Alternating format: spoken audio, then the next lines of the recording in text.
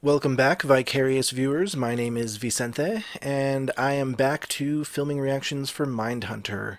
This will be my first new reaction to Mindhunter since sometime early mid 2020 when I filmed episode 7. But here we go, moving on to episode 8. This will be the third to last episode of season 1, so I expect things will be ramping up. In the last episode, we got FBI lady. Her name is escaping me at the moment.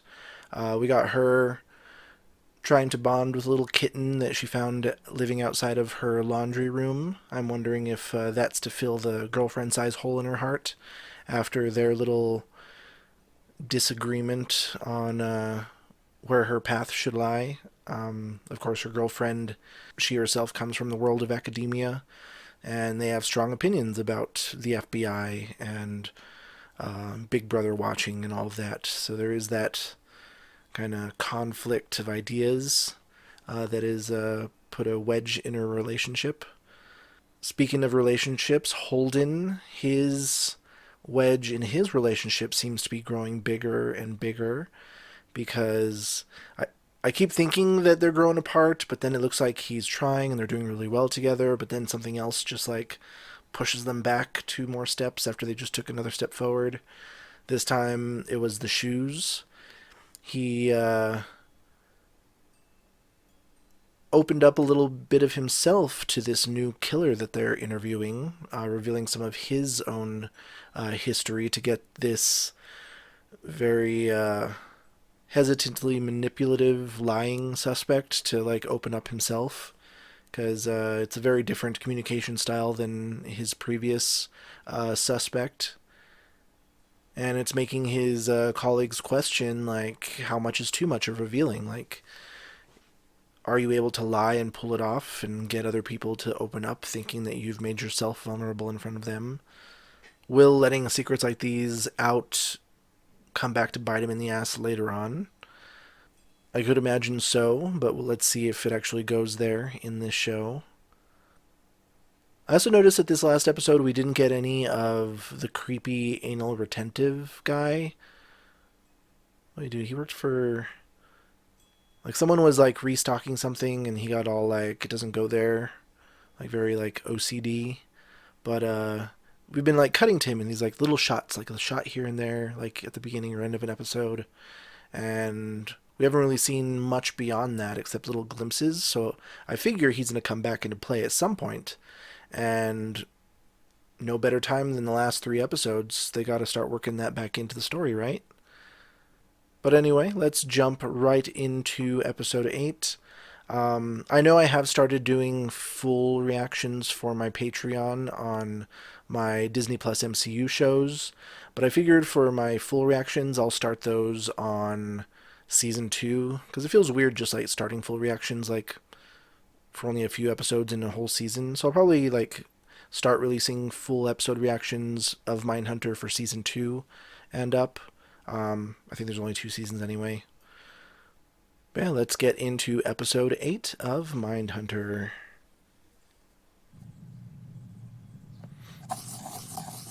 I hope that's your own copy and not a book.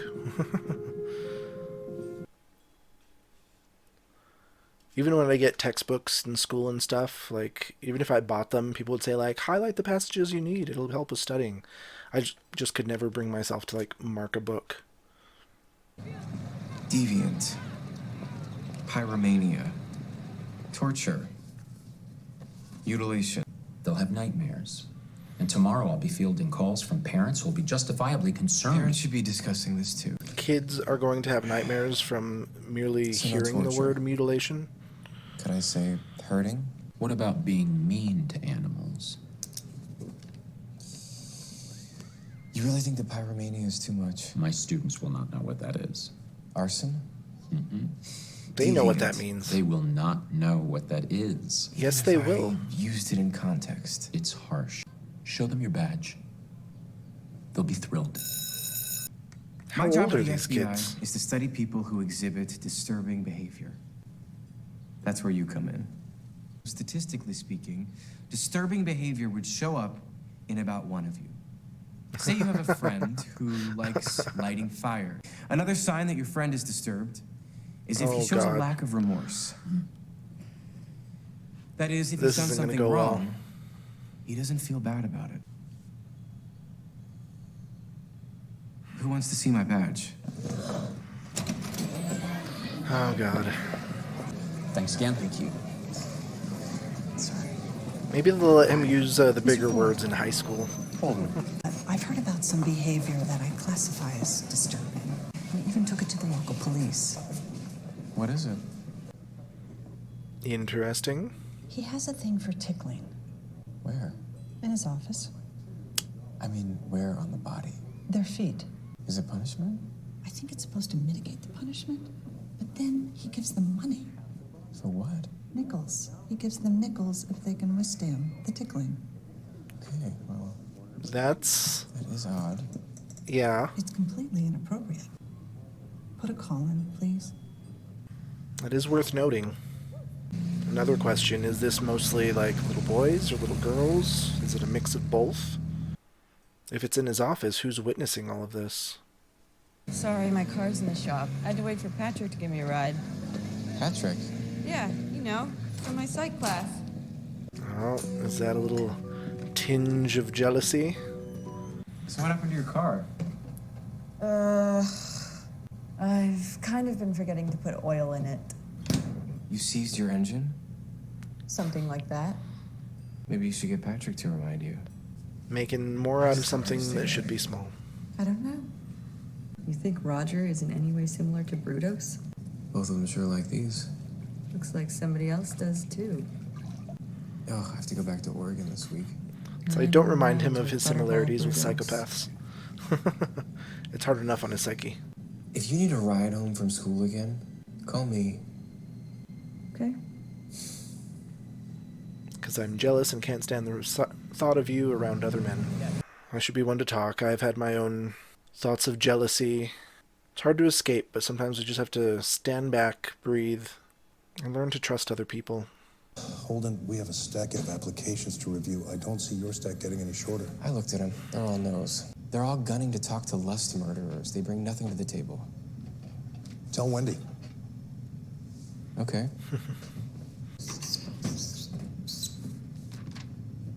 I'm not going. What? I'm not going back to Oregon. You expect me to interview Brutus alone? If you want. Him alone. I don't know. As a pair, they kind of temper each other's extremes. Wonder how this will go when there's just one of them there. Bill, I miss you. Please come back. Did she also want to be a model? Yeah. Funny how all these girls you met wanted that. The transmission was traced back to a car that you owned. Yeah, I know. Funny how all You these already smoked? coincidences happen. Yeah. It is a pretty big coincidence that you met a couple of the girls that became his victims. Huge coincidence. Do you think that Almost he astronomical. planned his attacks?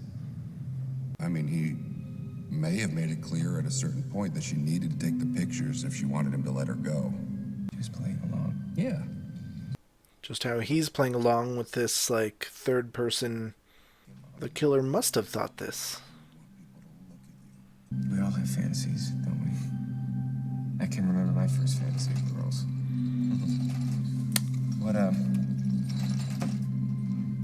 What was your first fantasy? Do you still have fantasies, Jerry?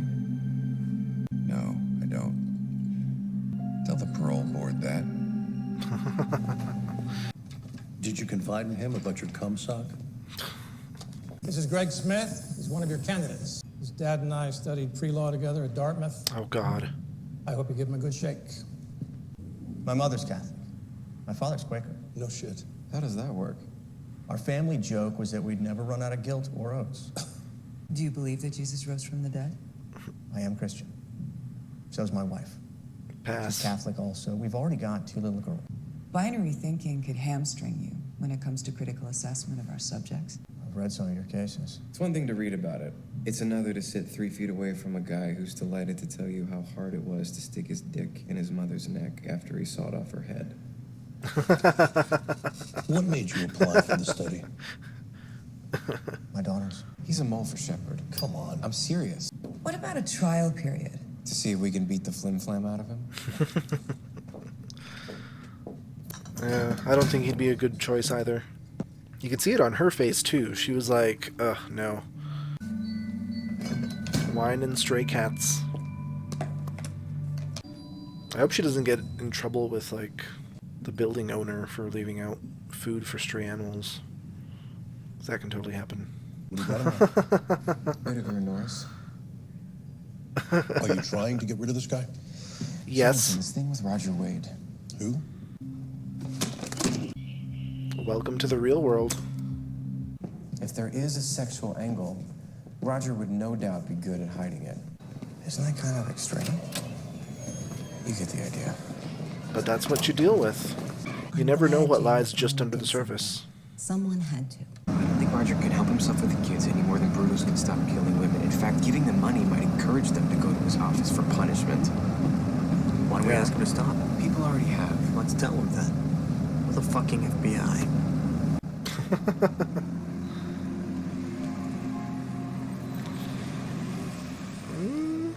Think about the pros and cons. Word it delicately. Is this a federal issue? Tread lightly. Can I come in? I really need to study. Okay. Who's there? You really have to leave me alone. I will. I promise. What? Oh, leave her alone during studying. I was like, did they break up all of a sudden? Don't bug her. Shh. Don't play any music. Don't do it. Don't. What are you reading? What's it about? Please, Holden. You promised, and I really have to finish this. You promised, Okay. and you're breaking it. My partner's making up a questionnaire for them to describe who they think they've met. Your partner? Yeah. Patrick. Stop being Part accusatory. of your experiment, or No. This is just me not smiling. And the wedge gets bigger, and you're not helping Holden. Shepard wants to see you. How does he know about that? Because you took a mole along. Why did you take him along? You were worried he was going to be a mole anyway. I was worried about children. I had to follow my intuition. Your what? My intuition. Wrong is what started word. this.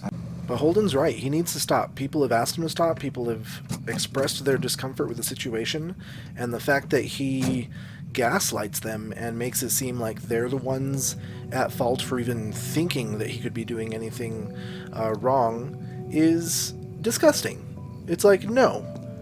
The parents of a child have complete authority in telling people, do not touch my kid. Come on, guys. Can you close the door, please? Not a good look to be in that position. It was like straddled up against her on the table. The school board will be meeting today to make their decision regarding Roger Wade. We're thinking about letting him go. I see. We'd like to know if this would be in line with your recommendation. Do you believe it's possible he could do something inappropriate? well, I can't say that his behavior wouldn't escalate to something more serious. Right. I see. Well, sounds like we should be erring on the side of caution. I understand. Okay. Listen, thanks for your time. Holy shit, if they go through with it, that's results. Maybe he can hold his head up high and think, maybe I did something good. End of the episode. We still didn't get any more of creepy anal retentive dude. No more scenes of him, so I can only expect that he's got to come back in one of the last 2 episodes, right? It looks like the team is also battling with their own image, trying to make at least the politically correct decisions, so they still remain in good standing with their superiors. They don't want to look like they're going off the rails or doing things outside of their jurisdiction, but it is understandable that they are trying to do this research to do some good, to apply it to the real world, to find people before they do horrible things. And sometimes when you see things happening, like, you can't just brush it off and say someone else's problem.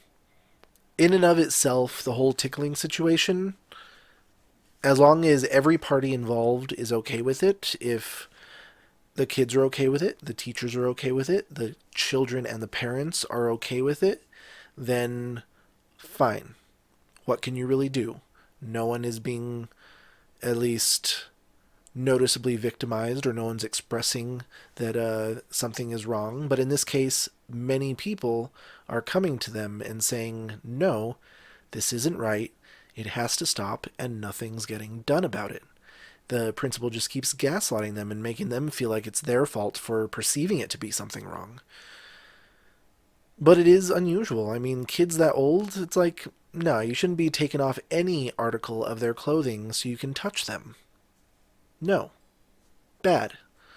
So Holden returning and telling him to stop, it may have been half cocked and he might have approached it better or thought of some better retorts to bring at him, expecting that the principal might try to gaslight him.